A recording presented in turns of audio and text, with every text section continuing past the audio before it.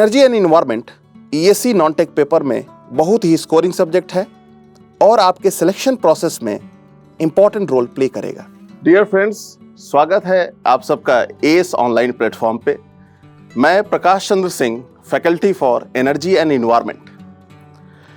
So my dear friends, इस subject में हम बेसिक टू टॉप लेवल की स्टडी करने वाले हैं। माय डियर फ्रेंड्स, ये सब्जेक्ट बहुत ही ज़्यादा इंफॉर्मेटिव है, but as per Mahatma Buddha, ज्ञान वही है जो मुक्त करे। तो यहाँ पे इस सब्जेक्ट में हम इस प्रकार से स्टडी करने वाले हैं कि हमें 90% चीज़ें याद नहीं करनी पड़ेंगी, जिसके लिए basics of geography, botany and geology का यूज़ करते हुए मैंने आपकी फाउंडेशन तैयार की है।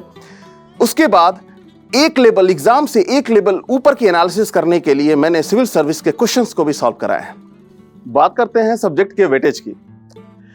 तो my dear friends, ESC non tech paper में 200 मार्क्स का आपका पेपर होता है, जिसमें 8 to 12 क्वेश्चन, अगर हम dynamic scenario that mean current affairs के भी क्वेश्चंस को कंसीडर करें तो 12 क्वेश्चन तक एनर्जी एंड इन्वायरमेंट से पूछा जाता है। बट ऑन एन एवरेज ये मान सकते हैं कि 20 मार्क्स या फिर 10 क्वेश्चंस तो हर साल हमें देखने को मिलेंगे ही मिलेंगे। अब सब्जेक्ट के इंपॉर्टेंसी की बात करें तो माय डियर फ्रेंड्स, 3 मुख्य कारणों के कारण ये सब्जेक्ट बहुत ज़्यादा इंपॉर्टेंट हो जाता है। ईएससी एग्जामिनेशन एएई की पोस्ट प्रोवाइड करता है। तो माय डियर फ्रेंड्स, ये subject common for all the branches है, सिविल, मैकेनिकल, इलेक्ट्रिकल, इलेक्ट्रॉनिक्स, सबके लिए ये कॉमन है। दूसरा इसका सबसे मेन रीज़न है कि जितने भी स्टेट एई लेवल के एग्ज़ाम होते हैं और जितने भी जेई लेवल के एग्ज़ाम होते हैं like SSC JE, RRB JE, उन सब में भी ये पूछा जाता है। और ये सब्जेक्ट बहुत ज़्यादा स्कोरिंग है, मतलब कि कम एफर्ट में ही हम ज़्यादा मार्क्स लेके आ सकते हैं। That means ESC non take के पेपर को में मार्क्स को बूस्ट करने के लिए ये सब्जेक्ट बहुत ज़्यादा मदद करेगा आपको।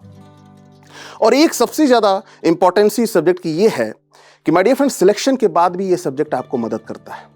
सिलेक्शन के बाद कोई ना कोई डिपार्टमेंट आपको प्रोवाइड किया जाएगा। उस डिपार्टमेंट में किसी भी प्रोजेक्ट पे डिसीजन लेने के लिए आपको इन्वायरमेंटल कंजर्वेशन इश्यूज पे भी थोड़ा ध्यान देना पड़ेगा। तो उसके लिए इन्वायरमेंटल की नॉलेज होनी मस्ट है। ओके, ठीक है।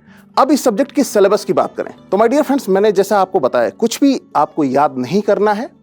तो ये सब्जेक्ट का जो नाम है वही इसका सिलेबस है, एनर्जी एंड इन्वायरमेंट। तो सबसे पहले हम एनर्जी पार्ट को स्टडी करेंगे, उसको कंजर्व करेंगे। फिर हम इन्वायरमेंट पार्ट को स्टडी करेंगे, उसको कंजर्व करेंगे। वो हो गया दूसरा। अब तीसरा चैप्टर क्या होगा माय डियर फ्रेंड्स, जो आपने एनर्जी यूज किया था उससे पॉल्यूशन क्रिएट होता है। ओके, तो तीसरा टॉपिक पॉल्यूशन के बारे में हम स्टडी करेंगे।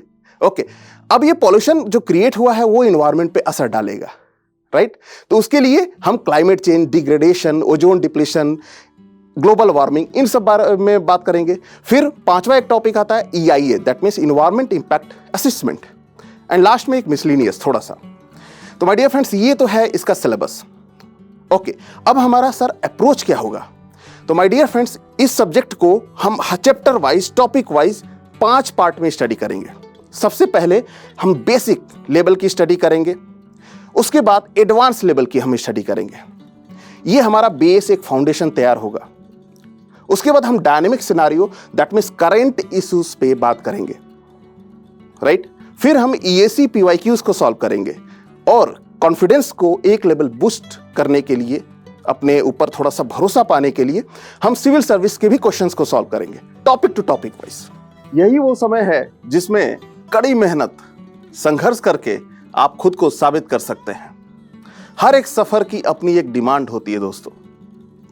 हर संघर्ष कुछ कहता है। संघर्ष कहता है कि मैं ही हूं जो बनाता पाने के युक्त, मुझ में है प्रतिपल खुशियां संयुक्त। विखर कर तुम निखरते हो, अखंड ज्वार सा चरते हो, फिर हर क्षण को तुम जगा देते, अंधकार दुखों को भगा देते। सुखमय जब तुम हो जाते हो तो याद इस अपनी मेहनत को ही करते हो और कहते हो वो दिन क्या खूब थे, वो दिन क्या खूब थे।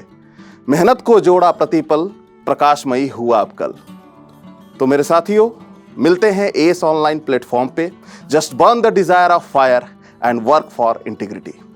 जय हिंद।